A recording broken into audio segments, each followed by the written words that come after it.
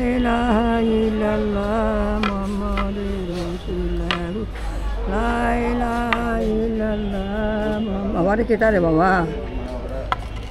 আল্লাহ রহমত দাদি আসসালামু আলাইকুম কি বাবা আসসালামু আলাইকুম আল্লাহ আলাইকুম সালাম কেটা বাবা তুমি ও আপনি চোখে দেখেন না চোখ নাই বা চোখ বেশি চোখ নাই দেখি এদিখন তো তাই তো পারে পরীক্ষা করে আসছুম সেদিন কইছে নাই চোখ কতদিন ধরে এরকম দাদি 2 বছর হয়েছে 2 বছর ধরে আগে ভালো ছিলেন আপনি হ্যাঁ ভালো আছিলাম হুম এই প্রাইভেট পরে পরে খাসি মেট্রিক পাস কোরআনে হবে কেডা আমি আপনি কোরআনের হাফেজ হ্যাঁ আমি মেট্রিক পাস ওই যে আটাপাড়া ফুলবাড়ি ওই ফির কিরমি পাগলার বাড়ির ওফাকে হুম সাজানের বাড়ির ওফাকে ওগুলো দিয়ে প্রাইভেট পরে খাইতে খাইতে জ্বর হচ্ছে টাইফয়েড জ্বর হচ্ছে করবেনি মাথা পানি দেয়নি এই সিফার এই সব বসে যা রোগগুলো সেরে গেছে ইসিরে এই আগে চিকিৎসার জন্য কত মানুষের জীবন এরকম নষ্ট হয়ে গেছে আর এখন কত মানে আধুনিক অত্যাধুনিক চিকিৎসা বের হয়েছে নাই চিকিৎসা নেই করেননি সেটাই অবস্থা দাদি তাহলে আপনার বাড়ি কোথায় হলো আমার বাড়ি কুড়িগ্রাম আছে নদী ভাঙা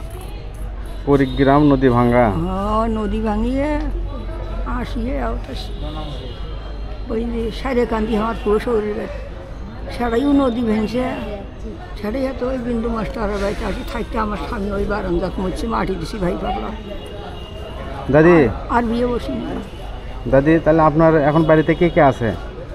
নাই কিস কেউ নাই কেউ নাই না কেউই নাই না ওই ভাগিদের দিকে আছে তাহলে শুনেন আমার কাছে একটু আমি সত্যি কথা বলবেন বুঝছেন যেহেতু আপনি হাফেজ মানুষ আবার হচ্ছে ম্যাট্রিক পাস এখন আপনি এই জায়গাতে আপনি আসলেন কি করে স্বামী এই জায়গা থুয়ে গেছি বাবা বিয়ে না হাত ধরি থুয়ে গেছি একজনে ও মানে আপনার কেউ নেই কেন অন্য একজন লোক হাত ধরে এই জায়গায় রেখে গেছে হ্যাঁ হ্যাঁ একই টাইম থাকি এক জায়গায় থাকেন এক জায়গায় থাকি একই গ্রামের মানুষ ওই নদী ভাঙাতে আমরা একই টাইম থাকি না উনি আপনার কি হয় মহিলা না পুরুষ মহিলা প্রতিমন্ত্রী 6 লাখ টাকা নিয়ে বেড়ায় না ওটা আমার মামাতি ভাই বউ হয় তাহলে দাদি শোনেন এই যে কষ্ট করে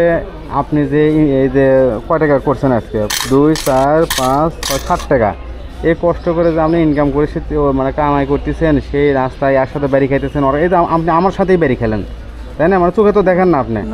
তাহলে এই কষ্ট করে ইনকাম আয় রোজগার কী জন্য করবেন আপনি একটু ভাত খাওয়ার জন্য হ্যাঁ না ভাত খাই বাবা সেই জন্য তো একটু খাবার জন্য তো আপনি এই কষ্ট করতেছেন তাই না ওই আনতে আচ্ছা শোনেন তাহলে এই যে কষ্টটা যদি আপনার দূর করে দেই যে এই ভিক্ষা করাটা যদি দূর করে দেই তাহলে কি ভালো হয় না হয়তো তাহলে আপনি এই যে আপনার যে বাথরুমে নেওয়া যাওয়া গোসল করানো ঠিক মতো খাওয়া দাওয়া পোশাক পরে দেওয়া এর দায়িত্ব ইনশাল্লাহ আমার লোক আছে আমার একটা আশ্রম কেন্দ্র আছে সেখানে আপনি যাবেন আপনি সুন্দরভাবে থাকবেন আপনার মাথার উপরে ফ্যান ঘুরবে বিছানা থাকবে এর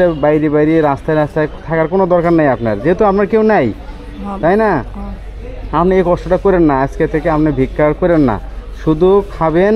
3 বেলা 4 বেলা আর হলে 5 সন্ধ্যা 5 ওয়াক্ত নামাজ পড়ে আমার জন্য দোয়া করবেন এরকম আল্লাহর কাছে বলবেন যে এরকম অন্ধজন কেউ যাতে না হয় 2টা চোখ বন্ধ করলেই সব শেষ তাই না দাদি হ্যাঁ তাহলে কত কষ্ট একটা চোখ আমি যদি চোখ বন্ধ করি কিছুই নাই সামনে কেউই নাই কেমন লাগতেছে অন্ধকার সেটা আমরা 2 বছর ধরে কীভাবে আছেন তো আমি চাচ্ছি যে আপনার দায়িত্বটা আমি নেওয়ার আমাকে নাতি মনে করেন আপনি আমাকে নাতি মনে করেন থাকে আর মধ্যে কানার আসাতে থেকে আমি আমি যদি আপনার নাতি হই তাহলে আমরা খারাপ করবো আমার দাদিকে আমি কোনোদিন দেখিনি দাদাকেও দেখিনি তাহলে আমি আপনাকে দাদি বানালাম তাহলে আপনার খারাপ আপনার মুখ ফুটে একবারও বলবে না এখানে আমার খারাপ লাগতেছে আমরা খাবেন দাবেন ঘুমাবেন আর আল্লাহর নাম ডাকবেন চলেন ওখানে আরেকজন নিছি 2 জনকে একসাথে আমি নিয়ে যাচ্ছি আমার ওখানে আরও 2 জন আছে শুনি আগে বাবা আমরা মেলা দিন টানাটানি করে নিচ্ছি রে মেলা দিন ধরে কি এই চৌকই দিন হচ্ছে তোমরা টানাটানি করে নিচ্ছি রে শোনা নাকি না মামাতি ভাই বউ আছে মামাতি ভাই আছে কাঁদতে শুনবেন তার নাম্বার আছে না নম্বর নাই তাহলে কাঁদতে শুনবেন আমরা নাকি আপনি ব্যবসা করে তাকে টাকা দেন না না টাকা আমার টাকা আমার আডে না ওষুধপাতি খাইছি না তাহলে সেই সব দায়িত্ব আমার আপনি কষ্ট কি জন্য করবেন